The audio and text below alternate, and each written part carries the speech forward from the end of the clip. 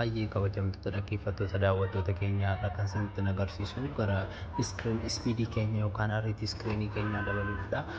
Jalqaba gara seetingii keenyaa seenaa sana godhuutiin gara about phone kan jedhu amma gara fuulduraatti agarsiisu seenaa isarra erga seennee booda gara about phone software information iddoo jedhu cuqaasna. Software information erga cuqaasnee build number iddoo jedhu al torba gadi cuqaasuun lakkaawwannaa tokko lama sadii kan jedhu naaf dhufaa jira gara gaditti argaa jirru. Sana booda paataarnii silkii keenyaa yookaan immoo paaswaardii silkii keenyaa argalchinee developer option turn on jedha. Sana booda duubatti deebinee ammas baakii goonee gara jalaatti arganna.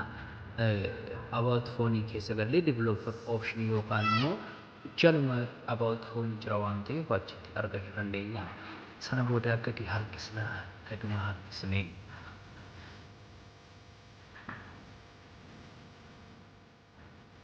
egaa gaduma buuna.